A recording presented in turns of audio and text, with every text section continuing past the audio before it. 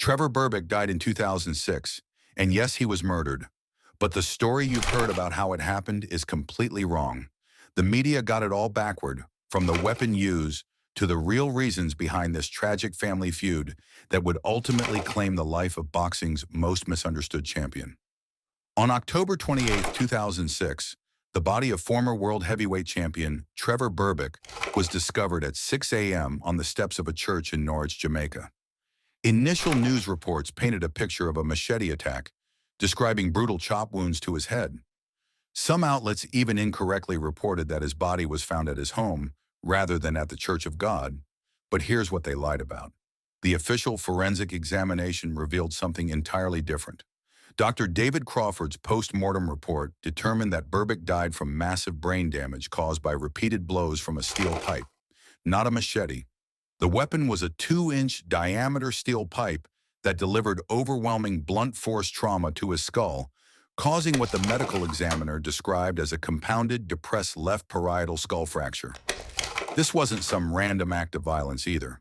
The investigation quickly focused on two people: Berbick's 20-year-old nephew Harold and his 18-year-old accomplice Kenton Gordon, also known as Sheldon. Both were arrested the same day the body was found. But to understand why this happened, we need to go back to the beginning of Trevor Berbick's remarkable yet troubled life. Born in Jamaica, Trevor Berbick achieved something most boxers only dream of. In 1981, he became the last man to fight the legendary Muhammad Ali, defeating the aging champion in what would be Ali's final professional bout. It was a bittersweet victory that cemented Berbick's place in boxing history. The fight took place in Nassau, Bahamas, and while Ali was clearly past his prime, Berbick's victory over the three-time heavyweight champion brought him international recognition and respect in the boxing community. 5 years later, in 1986, he reached the pinnacle of his career by winning the WBC heavyweight title after defeating Pinklon Thomas in a hard-fought battle. For a brief moment, Trevor Berbick stood at the top of the heavyweight division, holding one of boxing's most prestigious titles. He was living the American dream, with fame, fortune, and the respect that comes with being a world champion. But his reign as champion lasted only 8 months. On November 22, 1986, a 20-year-old Mike Tyson destroyed Berbick in a second-round knockout that changed everything. The fight was brutal and decisive. Tyson's power was on full display as he knocked Berbick down multiple times, with the final knockdown leaving the champion stumbling around the ring in a daze. This wasn't just a loss. It was the beginning of a steep decline that would define the rest of his life. The defeat to Tyson marked the end of Berbick's championship dreams and the start of increasingly erratic behavior that would worry those around him. If you're finding this story as shocking as I am while researching it, make sure to subscribe and let me know in the comments what surprises you most so far. There's so much more to uncover about what really happened to this forgotten champion. Following his boxing career, commentators began to question Berbick's mental state. A brain scan conducted in 2001 revealed a small blood clot, which may have explained some of his increasingly bizarre behavior. He made wild claims, including an allegation that a paralyzing gas had been pumped into his hotel room before the Tyson fight, painting a picture of a man struggling to cope with the reality of his post-boxing life. Berbick's troubles spiraled into a cycle of legal issues that would eventually seal his fate. In 1991, he was convicted of misdemeanor assault for attacking his former business manager. But things got much worse. The following year, he was convicted of raping his children's babysitter and sentenced to 5 years in prison, though he served only 15 months. He was also convicted of grand theft and forging his wife's signature to secure a mortgage. These weren't minor infractions, but serious felonies that would follow him for the rest of his life. After his release in 1994, Berbick was ordered to be deported to Jamaica, but he fled to Canada instead to avoid the deportation order. Initially, he won the right to stay when a Canadian tribunal ruled in 1999 that he didn't pose a danger to society. The decision seemed to offer him a fresh start, a chance to rebuild his life away from the legal troubles that had plagued him in the United States.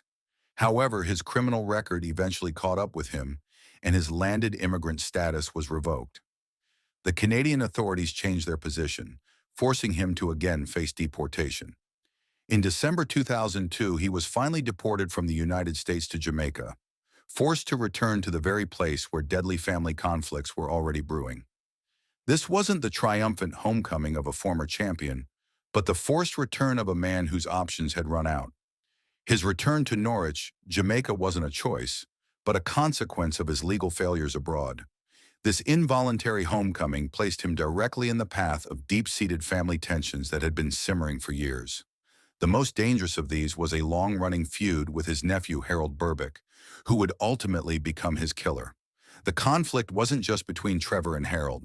It extended to other family members, creating a web of resentment and legal battles that would prove impossible to untangle.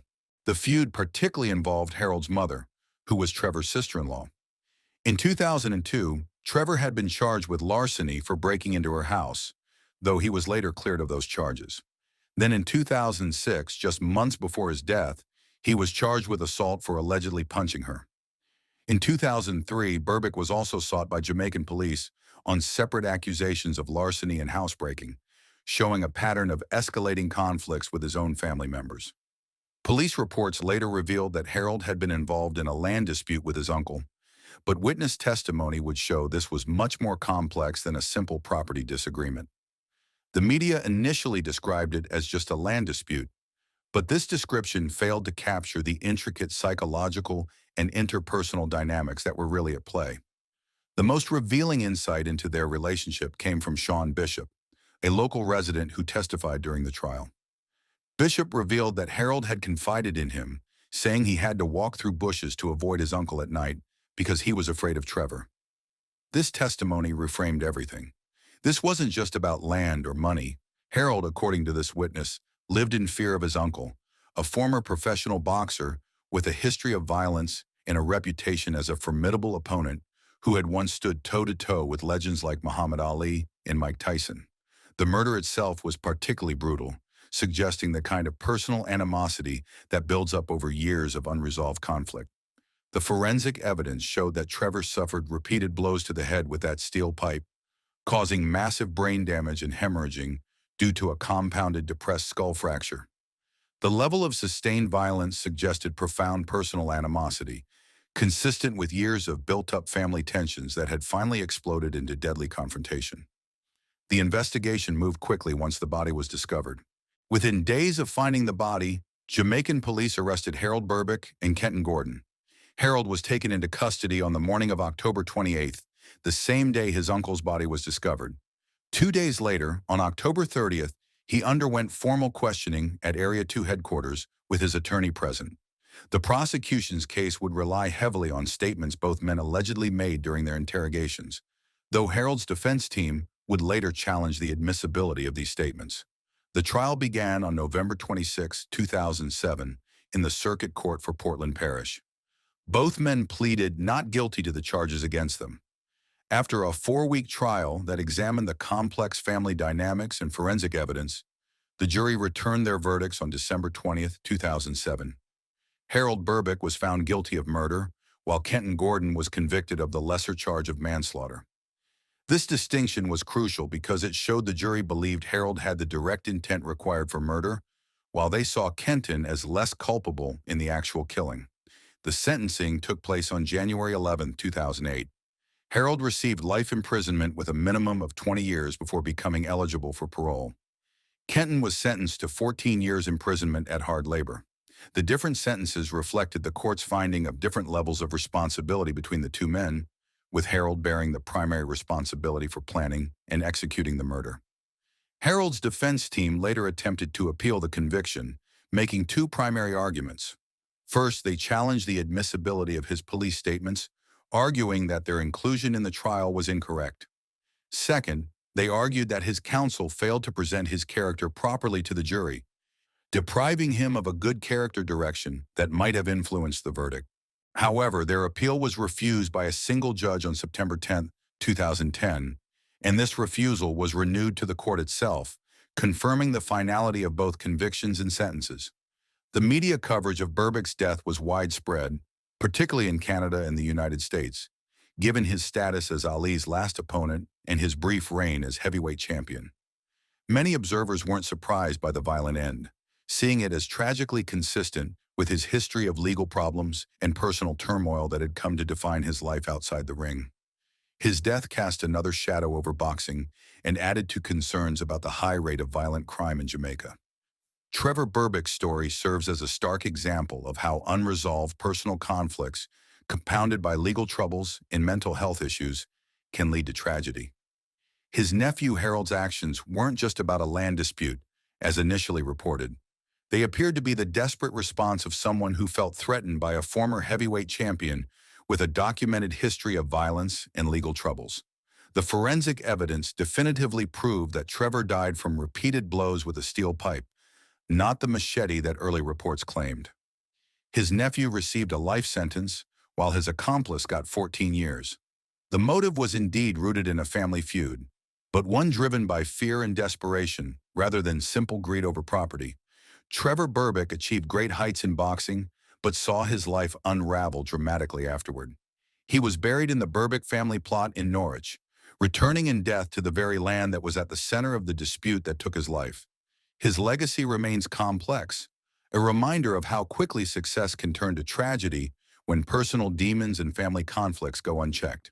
If this story opened your eyes to the real truth behind Trevor Berbick's death, please like this video and subscribe for more content that goes beyond the headlines to uncover what really happened to boxing's most forgotten and misunderstood figures.